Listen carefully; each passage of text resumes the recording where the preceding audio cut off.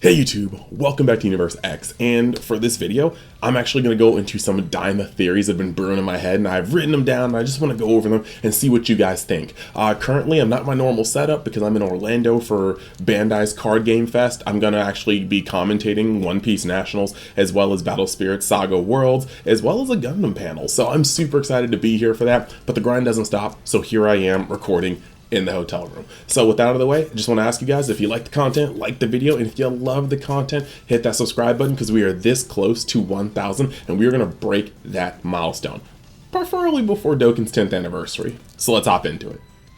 So my first theory is actually going to be involving Majin Dooku, Majin Ku, and Arinsu. A lot of people know. A lot of people can see the name pun. They know there's probably going to be fusion involved. They're like, okay, well, obviously Majin Dooku and Majin Ku are going to fuse. But I actually have another kind of theory when it comes to it. I don't think they're just going to fuse in terms of, you know, just, okay, Arinsu fuses them. I don't even think they're going to be like, okay, let's combine together to beat something. I think it's going to be a lot more tragic than that. I think that we've already kind of seen the stepping stones. Majin Dooku has an addiction to chocolate. We see it in so far how the episodes have played out. We've seen Ku have to go get chocolate for him right after he was born, as well as his fight against Tagami 1. And I think what we are going to get into is the fact that Majin Dooku also has a darker side. You saw the way his eyes would glow when he was like told that, okay, like, here's the final challenge. He turned around like, what challenge? But like, he's got like a darker side to him, and he's prone to tantrums much like Boo.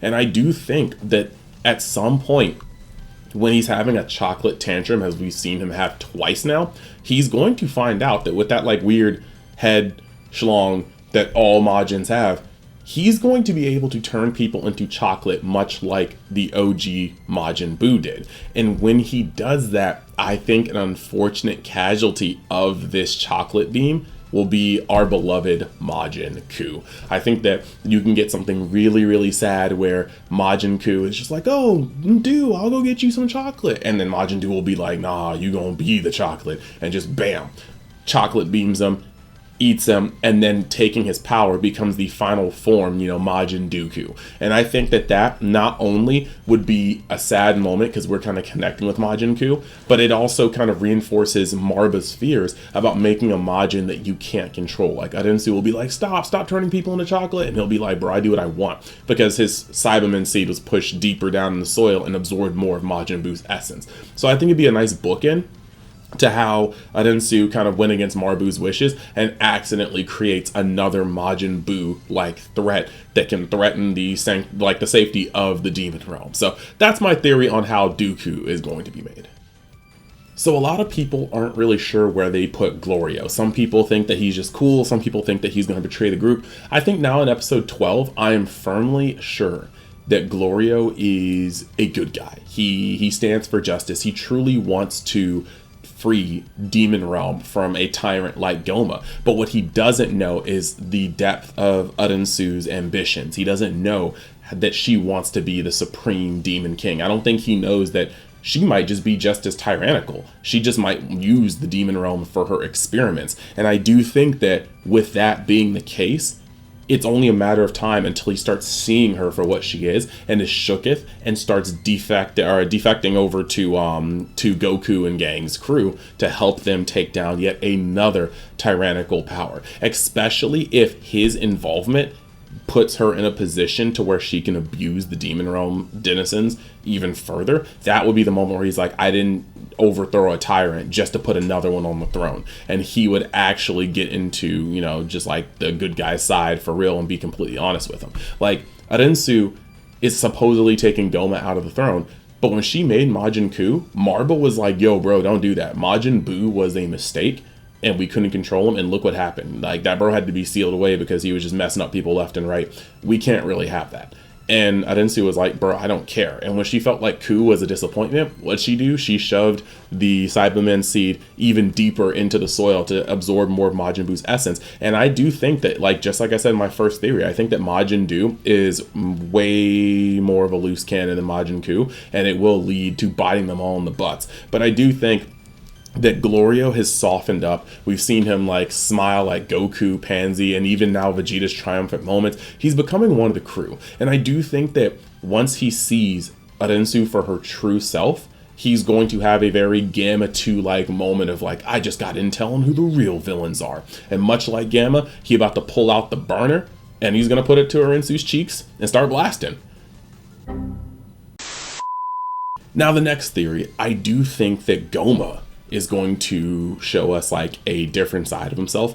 Multiple times in the series already, we've been told that Goma is not physically threatening, but his magic is strong. He is powerful, even though he looks goofy. And we haven't been able to see any of this yet. But as of the last episode, when all 3 Dragon Balls were not in his control, one of them with Arensu, 2 of them with Goku and Vegeta and gang, he was like, okay, in that case, and he seemed to be very, very serious. We also saw him wish or talk about his wishes, and when he realized that he only got 1 wish, he said if he could, he would have wished for the eye, the Oculus, the 3rd eye, that demon kings of the past have had that granted them great power. Now, something that we have to talk about here is that he doesn't have the eye because it's gone missing for a while, but they've already backdoored in the pilot, or the plot, that Hybis has it. We saw him like, you know, pointing to his belt, and Bulma's like, ew, why is it moving? And he's like, I found this living eye in the mountains a long time ago and put it on my belt. We all know that this is the 3rd eye, and to make it even worse, there's a scene in like, I believe the opening, or I believe it's the opening, where you see Hybis and behind him the eye is like crackling with power.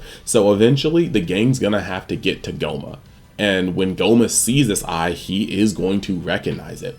And so Hybis will just be the vehicle to get this to Goma, and once Goma gets that eye, he's going to actually be able to just go off and be as strong as he is. And like I said, we know that Marva has like warned, and Marva seems to be very knowledgeable about power and, you know, power scaling in the demon realm, and she has straight up said, do not cross Goma because he is powerful. And Arensu was like, well, if that's the case, I've got the Dragon Balls, or I'm getting the Dragon Balls. And so yeah, I just do think that once he gets the Oculus, he's going to show us why he is to be feared, and he will be a strong villain to beat. Also, side bonus theory, I think that Hybis with the tertiary Oculus is like foreshadowing. I think that he is going to be the king of Demon Realm at some point. I think that like once Goma's out of the way, Arensu's out of the way, Hybis would be the perfect king, to just be fair, because he would just want everybody to go to the salon,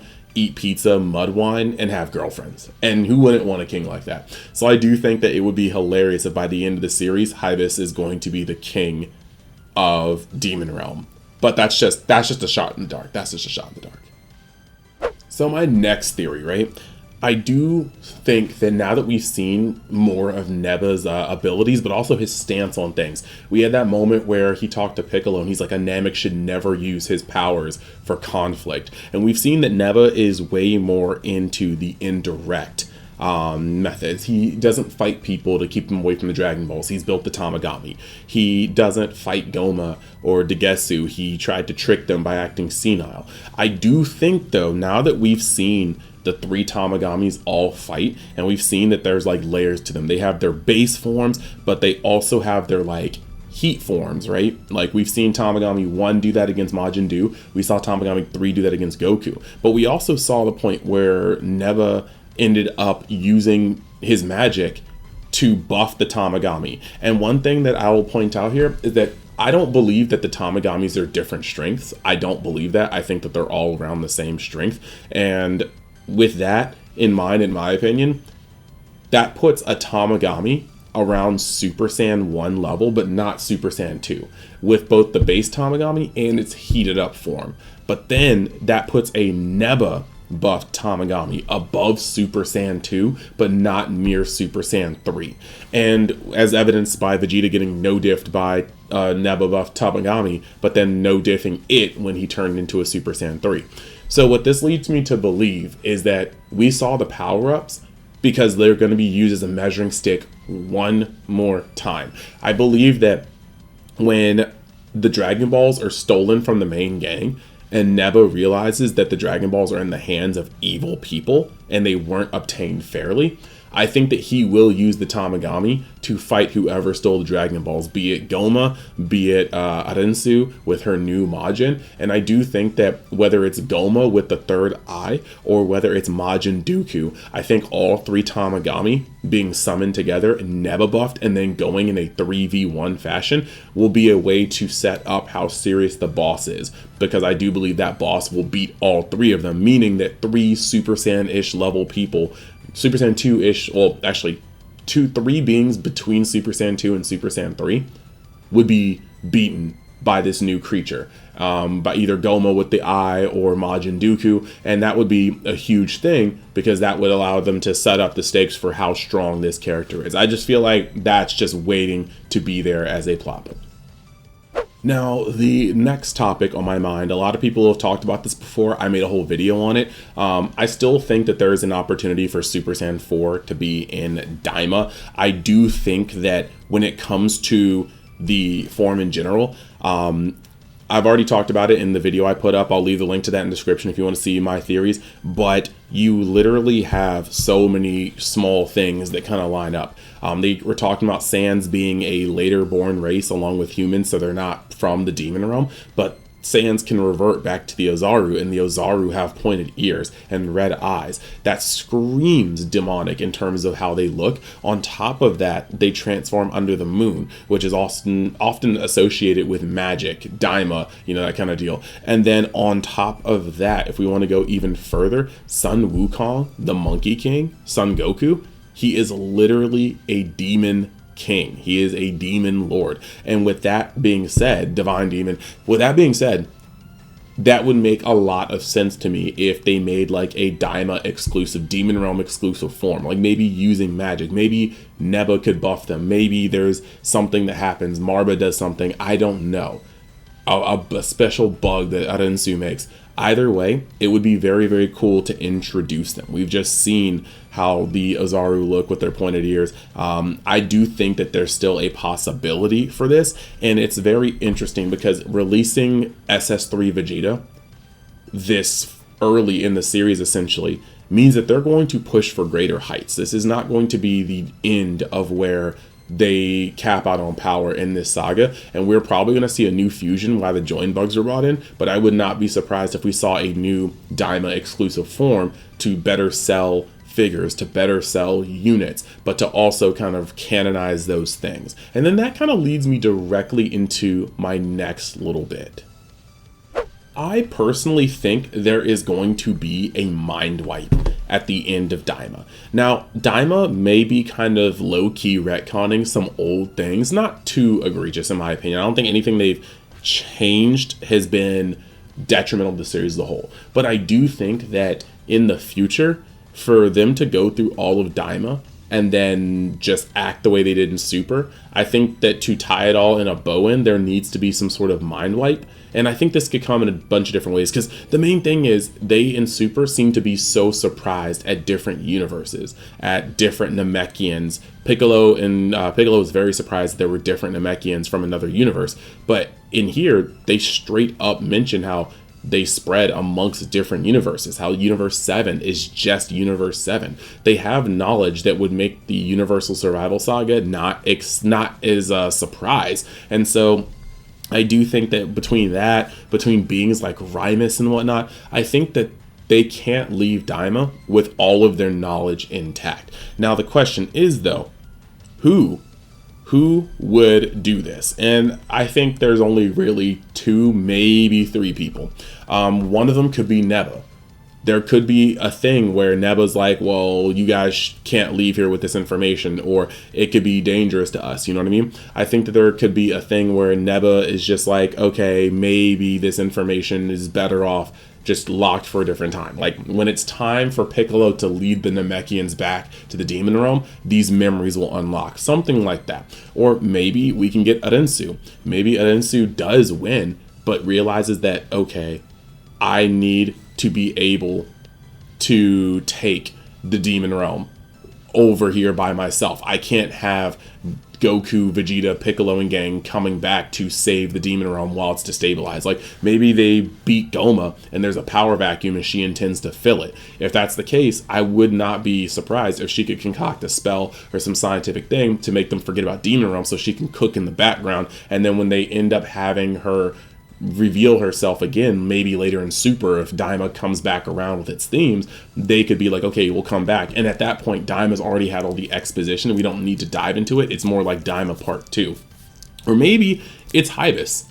Maybe at the end of the day, Hybis becomes king. All right, he's got the third eye, and he pretty much just goes, nah, I don't really want you guys back in here. You guys kind of messed stuff up. Wipe your memories. And that would be a gag way to end it, but to also keep that continuity in. But either way, I just don't think Super flows as well if they have knowledge of the multiverse. And I think that that's got to be something they kind of just yoink out of there. So, at the end of the day, what did you think about my theories? I want to hear you guys in the comments. I want you guys to let me know how you feel. I've been having a lot of fun watching Daima, and I cannot wait for this week break to be over. I think as far as breaks go, I'm glad that I'm super busy in Orlando this week, so dealing with a lot of card game stuff, and I think that there's going to be a lot to give here. Speaking of card games, if you do like TCGs, hop on over in the description to my card game channel, UniX TCG, and that is going to be where I talk about Dragon Ball Super Fusion World, the card game. I might get back into One Piece. And then, you know, Gundam card games coming out soon. There's so much to go over, and I hope you guys enjoy content all around Universe X. With that being said, as I stated before, we're this close to 1,000, so if you guys want to drop a subscription and join me on the journey, that would be much appreciated. We're going to be going over the Dragon Ball anniversary for Dokkan, 10th anniversary, in just a couple weeks, and that should be really, really fun. So, thank you, and I'll see you later. Peace.